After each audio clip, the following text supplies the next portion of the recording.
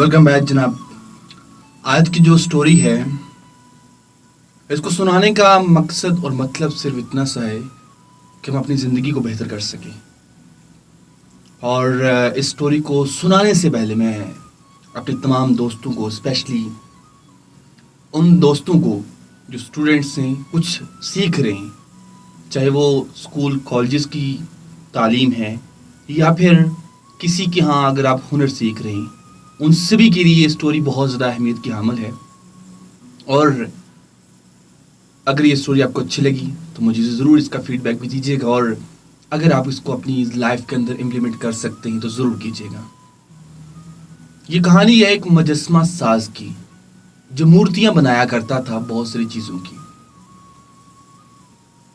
एक शख्स था, वो बहुत सारी चीज़ों की मूर्तियां बनाया करता था और उसकी लाइफ बड़ी अच्छी चल रही थी। फिर करते करते उसकी शादी हो गई। शादी होने के बाद उसके यहाँ एक बेटा पैदा हुआ। जब बेटा थोड़ा सा बड़ा हुआ तो वो भी अपने वालिद के साथ अपने वालिद के बिजनेस में हाथ बटाना उसने शुरू कर दिया। जब वालिद ने देखा कि बेटा जो है ना वो दिन ब दिन मजीद कुछ सीख रहा है, तो वालिद को बहुत अच्छा लगता कि बेटा भी अपने वालिद के साथ कुछ ना कुछ काम काज कर रहा है। करते करते जब बेटा कुछ बनाना सीख गया, मूर्तियां बनाना सीख गया, तो वालिद की रूटीन थी कि बेटे की तारीफ भी करता और साथ उसको डांट भी, डबट भी करता कि भाई यहाँ पे थोड़ा सा नुक्स है, यहाँ पे नुक्स है। बेटे को वो बात थोड़ी सी दचका लगती। फिर क्या था ना कि वालिद थे तो वालिद की बात को कभी वो इनकार ना करता और हमेशा कुछ ना कुछ बेहतर करने की सोचता कि ये वालिद साहब हैं और मेरे सीनियर भी हैं और मुझे सिखाते भी हैं, मेरे उस्ताद भी हैं। तो बेटे का क्या सीन था कि जब भी वो कोई मूर्ति बनाता तो वालिद साहब पहले उसकी तारीफ करते कि बेटा बहुत अच्छी बनाई है तुमने। तारीफ के बाद क्या करते कि थोड़ी सी उसकी गलतियां, उसके कुछ नुक्स भी निकालते। होते या ना होते ये एक अलग बात थी, लेकिन कुछ ना कुछ नुक्स जरूर निकालते। और बेटा ये बात देखता और मजीद अगली जो मूर्ति बनाता उसमें वो नुक्स खत्म करता। करते करते करते बेटे की जो मूर्तियां थी वो वालिद की मूर्तियों के बराबर हो गई। दोनों के रेट सेम हो गए और उनमें बिल्कुल भी फर्क ना रहा। लेकिन वालिद की वही रूटीन थी कि बेटे की मूर्तियों में हमेशा कुछ ना कुछ नुक्स निकालता था।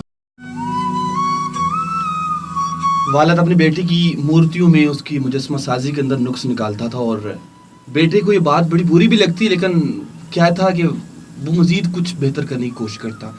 और वक्त इस तरह पहुंच आया कि एक वक्त था कि बेटे की मूर्ति कोई नहीं खरीदता था और वालिद की मूर्तियां फिर दोनों की बराबर हो गई। अब सीन यहाँ तक पहुंच चुका था कि बेटी की जो मूर्तियां थी, जो उसकी मुजस्समा साजी की अशिया थी, वो डबल दामों लोग खरीदने शुरू हो गए और वालिद की जो मूर्तियां थी वो पुराने रेटों में चलती रही और कोई लोग तो उसको खरीदते तक नहीं थे। जब बेटे की शोहरत बढ़ गई, लोग उसकी मूर्तियों की तारीफें करने लगते। जब वो बनाता तो वालिद फिर भी उसकी कहीं ना कहीं कोई ना कोई खामी जरूर निकाल देता और बेटे को ये बात बड़ी बुरी लगती थी। अब चूंकि बेटे का एक नाम बन चुका था, लोग तारीफें करते और वालिद उसके नुक्स निकालता था।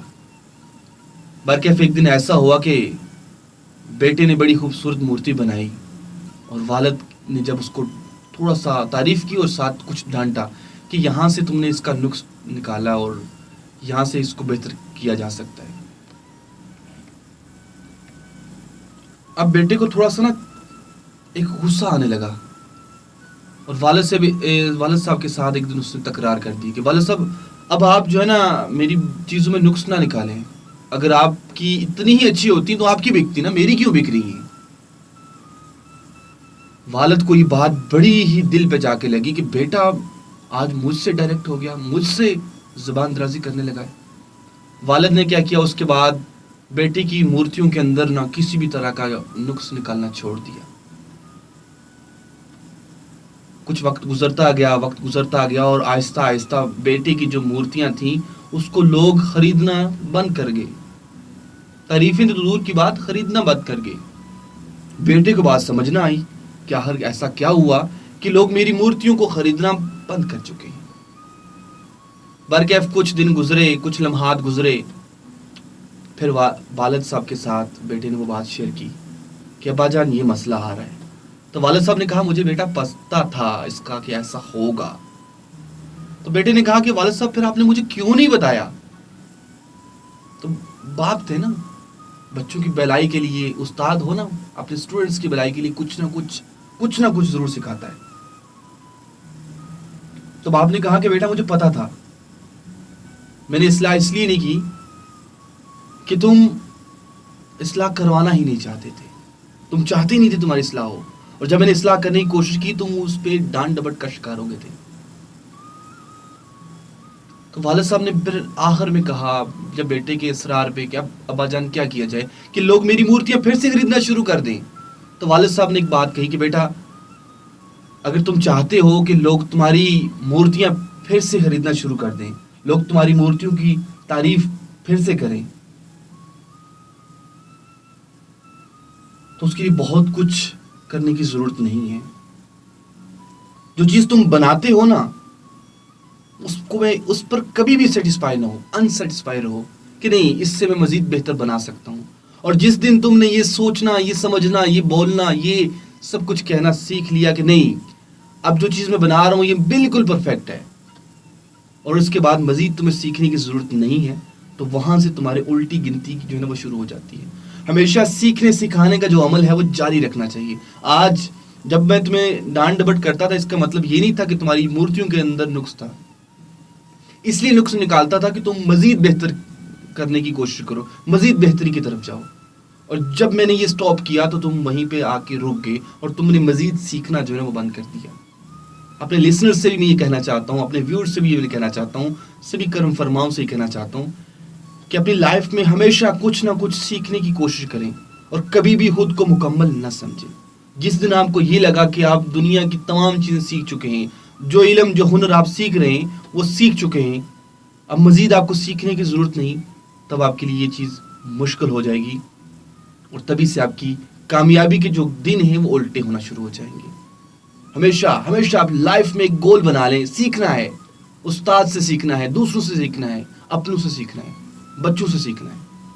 تو امید کرتے جناب آپ کو یہ سٹوری پسند آئی ہوگی, اور جو بندے اپنی لائف میں ایک جگہ آ کے رک جاتے ہیں وہ ہمیشہ ناکامی کا شکار بن جاتے ہیں.